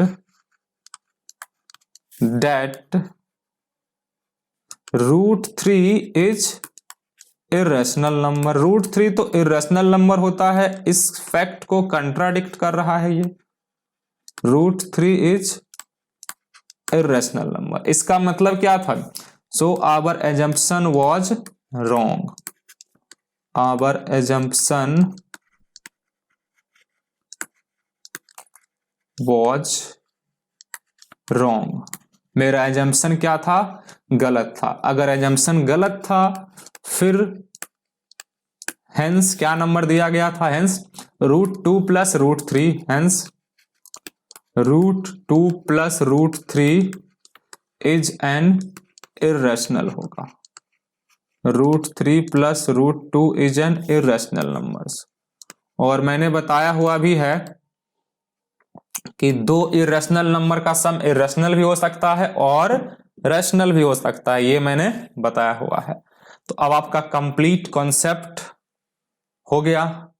उसके बाद सारा एग्जाम्पल मैंने करा दिया। अब स्टार्ट करते हैं एनसीईआरटी का एक्सरसाइज 1.3। तो एक्सरसाइज 1.3 का फर्स्ट क्वेश्चन है prove that root 5 is irrational number. तो ऐसा क्वेश्चन हम लोग पहले भी कर चुके हैं, तो चलो मैं इसको भी सॉल्व कर दे रहा हूं। Let us assume that root 5 is rational number. Root 5 is a rational number. Method of contradiction से इसको भी सॉल्व करने वाले हैं। अगर रूट 5 रैशनल नंबर है तो बताओ रूट 5 इक्वल टू क्या होगा, p बाई क्यू होगा, where p and q are integer, where p and q are integer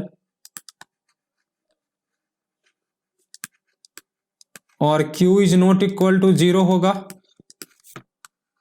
and also p and q are coprime, and p and q are को prime.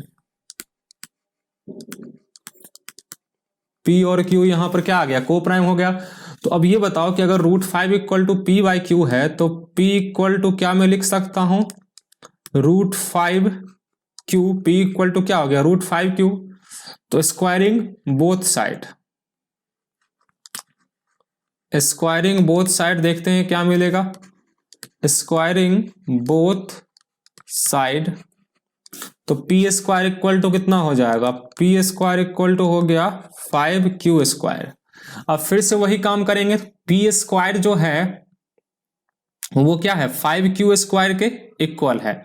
इसका मतलब P square is divisible bye 5। इसका मतलब यही हुआ कि p square is divisible bye 5। P square किससे divisible होगा, 5 से डिविजिबल होगा। तो P square is divisible bye 5। अब फिर से थ्योरम 1.3 से मैं क्या बोल सकता हूं कि अगर ए स्क्वायर डिविजिबल बाय, मान लो कोई नंबर x होता है तो a भी उस नंबर x से डिविजिबल होगा। तो यहां से अगर P square is divisible bye 5 है तो क्या मैं लिख सकता हूं कि p is divisible bye 5, p is divisible bye 5। तो p भी क्या हो गया, 5 से डिविजिबल हो गया। इस स्टेटमेंट को हम आगे यूज करने वाले हैं। तो p के बारे में इंफॉर्मेशन क्या मिला है कि p होगा 5 से डिविजिबल। अब अगर p 5 से डिविजिबल होगा तो देयरफॉर मैं क्या लिख सकता हूं, p इक्वल टू 5r। मतलब 5 से डिविजिबल नंबर कैसा होगा, या तो 5 होगा नहीं तो 5 का मल्टीपल होगा। इसलिए p equal to 5r for some integer r, जहां पर r क्या है, इंटीजर है, फॉर सम इंटीजर r। तो p इक्वल टू आ गया यहां पर 5r। अब इसका वैल्यू आप इस इक्वेशन में पुट कर दो। मान लो ये इक्वेशन नंबर 1 है, तो putting the value of p in equation number 1, putting the value of p in equation number 1, equation number 1 में पुट करो।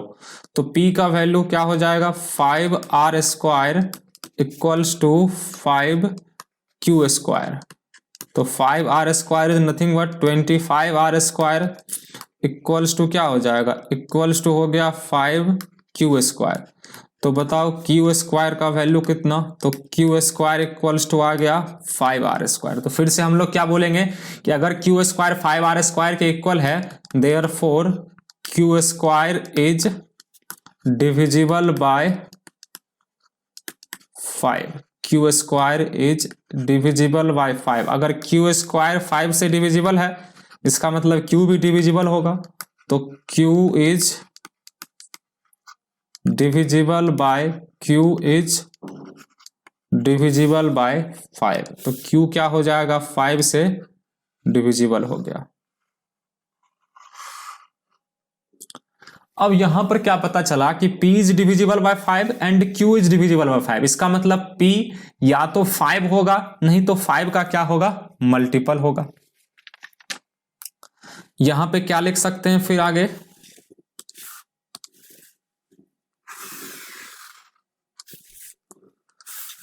तो इसका मतलब हो गया 10 P and Q, 10 P and Q have at least 5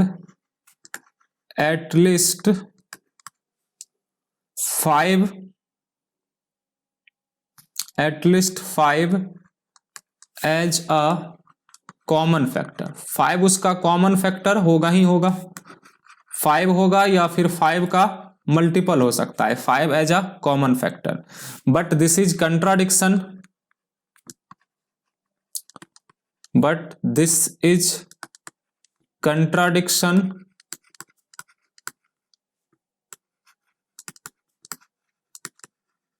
but this is contradiction. क्यों contradiction है? क्योंकि मैंने एज्यूम किया हुआ है a and b are coprime. Coprime होने के लिए HCF को क्या होना पड़ता है? 1 होना पड़ता है। तो a and b coprime है, तो इसका ये कंट्राडिक्शन कर गया। Therefore our assumption was wrong. तो मेरा एजम्पशन क्या था? गलत था। Our assumption was wrong, hence root 5 is an irrational number। रूट 5 कैसा नंबर होगा? तो रूट 5 irrational नंबर होगा। तो स्टेप बाय स्टेप मैंने पूरे क्वेश्चन को सॉल्व किया है। एग्जाम में इसी तरीके से लिखोगे, कभी भी मार्क्स आपका नहीं कट सकता है। तो फर्स्ट क्वेश्चन हो गया प्रूव। सेकेंड क्वेश्चन क्या है? Prove that 3 + 2 root 5 is irrational. तो इस क्वेश्चन को भी मेथड ऑफ कंट्राडिक्शन से ही प्रूव करने वाले हैं। तो मैंने एज्यूम कर लिया, let 3 + 2 root 5 let 3 + 2 root 5 is a rational number. ये मान लेते हैं रैशनल नंबर है।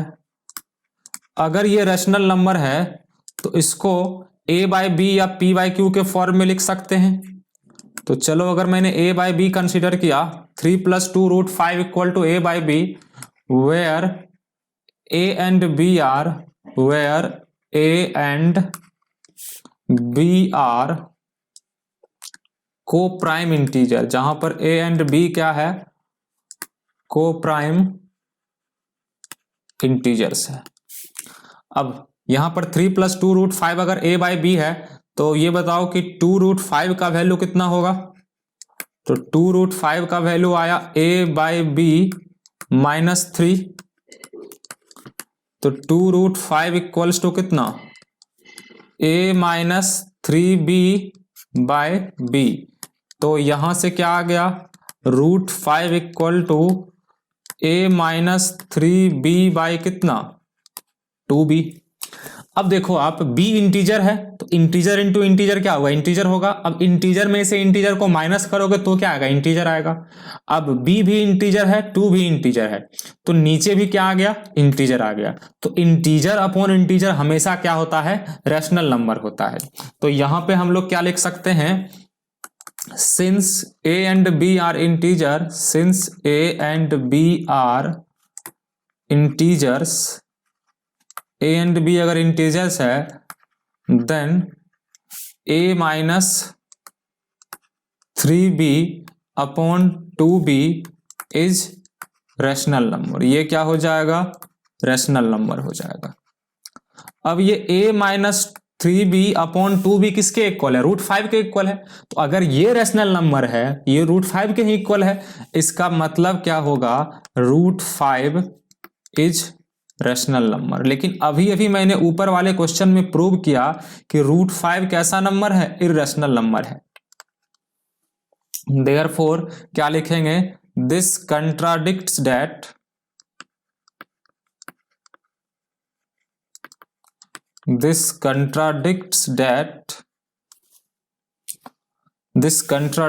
द फैक्ट लिखता हूं मैं, this contradict the fact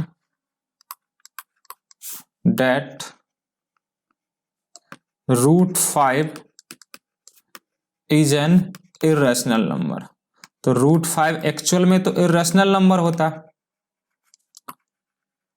irrational number. इसका मतलब क्या है? So our assumption was wrong, our assumption was wrong, our assumption was wrong. मेरा एजम्पशन क्या था? गलत था। अगर एजम्पशन गलत था, हेंस फिर गिवन नंबर क्या होगा? Hence 3 + 2√5 is an irrational number. ये कैसा नंबर होगा? तो ये इर्रेशनल नंबर होगा। क्वेश्चन नंबर 2 हो गया। क्वेश्चन नंबर 3 क्या है? Prove that this.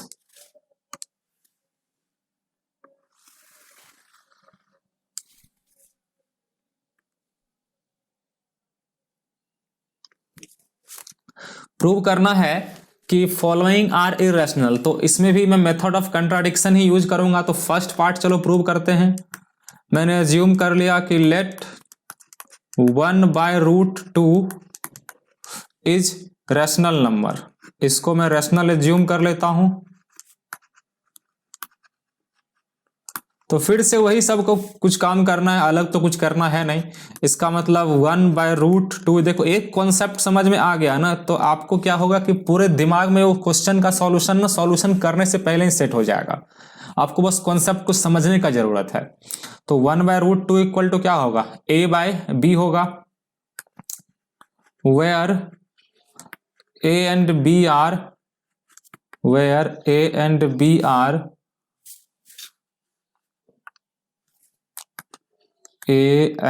b are coprime integer. ये क्या है? को प्राइम है।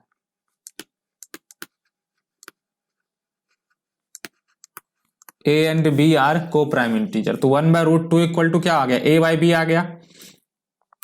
अब यहां से अगर 1/√2 a/b है, तो क्या मैं ऐसे लिख सकता हूं? इस √2 को इधर ले गया तो b/a इक्वल टू क्या आ जाएगा? √2 आ जाएगा। b/a इक्वल टू क्या आ गया? √2 आ गया।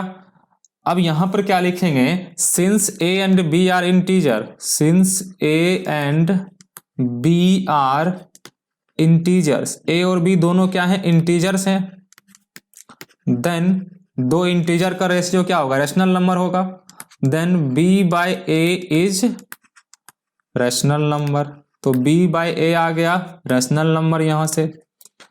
अब b/a किसके इक्वल है? b/a √2 के इक्वल है। तो √2 भी क्या होगा? रैशनल नंबर होगा। तो इसके अकॉर्डिंग से क्या लिख सकते हैं? √2 इज रैशनल नंबर। तो √2 क्या आ गया यहां से? रैशनल नंबर आ चुका है। अब √2 रैशनल नंबर हुआ, लेकिन ये तो गलत है। दिस कंट्राडिक्ट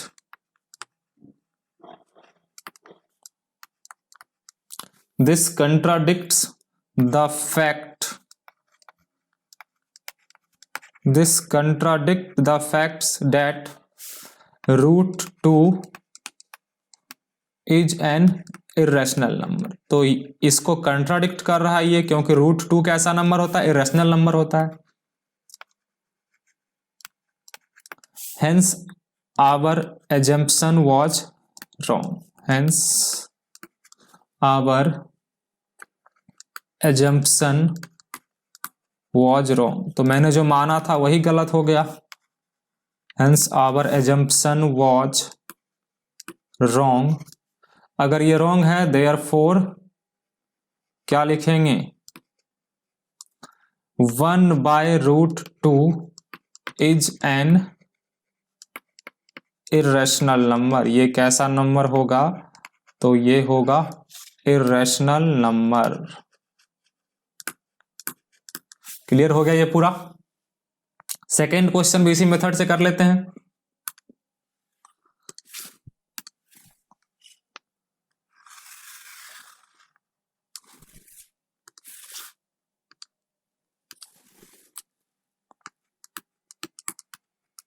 सेकेंड क्वेश्चन में क्या है? 7√5। तो एज्यूम कर लिया let 7√5 is a rational number. 7√5 को भी रैशनल नंबर एज्यूम कर लो। अब अगर 7√5 रैशनल नंबर है तो फिर 7√5 को क्या लिखेंगे? a by b where a and b are where a and b are co-prime integers, where a and b are co-prime integers। a and b यहां पर co-prime integer होगा, तो यहां से बताओ क्या लिख सकता हूं मैं? √5 इक्वल टू, बताओ क्या हो जाएगा? √5 इक्वल टू हो जाएगा a/7b। ये हो गया √5 इक्वल टू a/7b। अब a एंड b इंटीजर है, since a and b are integers, since a and b are integers, then a/7/b क्या होगा? a/7b। a/7b is rational number. ये कैसा नंबर हो गया? तो ये हो गया रैशनल नंबर। अब अगर ये रैशनल नंबर है तो फिर ये किसके इक्वल है? √5 के इक्वल है। तो यहां से मैं क्या लिख सकता हूं? √5 is rational number. √5 is rational number. तो लेकिन √5 ओरिजिनल में क्या होता है? इरेशनल होता है, मतलब कंट्राडिक्ट कर गया। This contradicts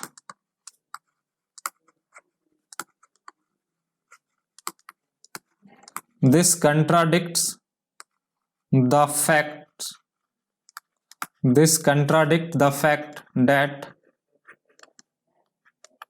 that √5 is an irrational number। √5 is an irrational number। √5 is an irrational number। तो यहां से क्या लिख सकते हैं? So our assumption was wrong. मेरा जो मानना था वही गलत हो गया। So our assumption was wrong. Our assumption was wrong, hence अगर एजम्पशन गलत है तो मैंने एजम्पशन किया था कि यहां पर 7√5 रैशनल, हेंस 7√5 कैसा नंबर होगा? इरेशनल नंबर होगा। तो 7√5 इज एन इरेशनल नंबर। ये कैसा नंबर हो गया? इज एन इरेशनल नंबर हो गया। तो ये सेकेंड क्वेश्चन हो गया। थर्ड क्वेश्चन में क्या है? 6 + √2। चलो मैं थर्ड क्वेश्चन भी कर ही देता हूं, नहीं तो बहुत सारे बच्चे बोलेंगे सर आपने थर्ड क्वेश्चन क्यों छोड़ दिया? क्योंकि एक भी क्वेश्चन छोड़ता हूं तो बच्चे का कमेंट आने लगता है। थर्ड क्वेश्चन में क्या है? Question number 3। क्वेश्चन नंबर 3 में है 6 + √2 है ना, तो मैंने एज्यूम कर लिया कि let 6 + √2 is rational number. Let 6 + √2 is rational number. 6 + √2 कैसा नंबर है? रैशनल नंबर है। देयरफॉर 6 + √2 को क्या लिख सकते हैं? बताओ आप लोग, a/b लिख सकते हैं क्या? अब तो आप पूरा स्टेप आपको याद हो गया होगा। इतना क्वेश्चन मैं करा देता हूं। देखो मेरा टारगेट ये रहता है कि एग्जाम्पल और एक्सरसाइज प्लस एनसीईआरटी एग्जाम्पलर के एग्जाम्पल में जितना सारा क्वेश्चन दिया गया है मैं सारे क्वेश्चन को करा दूं, ताकि आप लोग इतना नंबर ऑफ क्वेश्चन का प्रैक्टिस कर लो, बाद में चल के आपको एग्जाम में क्वेश्चन गलत होने का कोई चांस ही नहीं रहे। अगर आप एग्जाम के टाइम में ना सिर्फ और सिर्फ इस पीडीएफ के हेल्प से पढ़ाई करोगे, पीडीएफ के अलावे आप ना तो एनसीईआरटी पढ़ोगे ना कुछ पढ़ोगे, क्योंकि एनसीईआरटी का मैंने सारा क्वेश्चन इंक्लूड कर लिया है, एनसीईआरटी का सारा कॉन्सेप्ट इसी पीडीएफ में डाल दिया है। सिर्फ और सिर्फ इस पीडीएफ को पढ़ोगे तो इस पीडीएफ को पढ़ के ही आपको 100 आउट ऑफ 100 मार्क्स आ सकता है। इसके अलावे कुछ भी आपको पढ़ने का जरूरत नहीं पड़ेगा। देयरफॉर 6 + √2 इक्वल टू क्या होगा? a/b where a and b are co-prime integer, where a and b are co-prime where a and b are co-prime integers। अब a एंड b अगर को प्राइम इंटीजर बताओ, इस √2 को इधर रखा मैं और a बाई बी लिखता हूं और -6 ये लिखता हूं।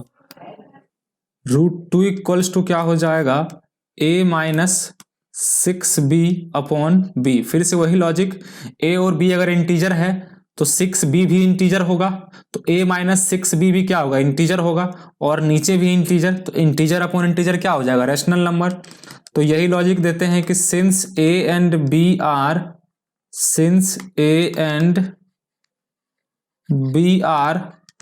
Integers then a -6b upon b are rational number. ये क्या होगा, रैशनल नंबर होगा। Then a -6b are rational number, 6b upon b। अब देखो a -6b अपॉन b किसके इक्वल है, √2 के इक्वल है। इसका मतलब अगर ये रैशनल नंबर है तो √2 भी क्या होगा, रैशनल नंबर होगा। Therefore √2 is a rational number. √2 is a rational number. तो √2 लेकिन होता है रैशनल नंबर, तो क्या लिखेंगे, this contradicts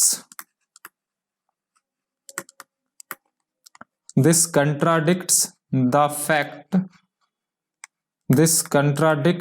fact that √2 is an irrational number। √2 is an irrational number, so our assumption was wrong। So our assumption was wrong। मेरा assumption क्या था, गलत था।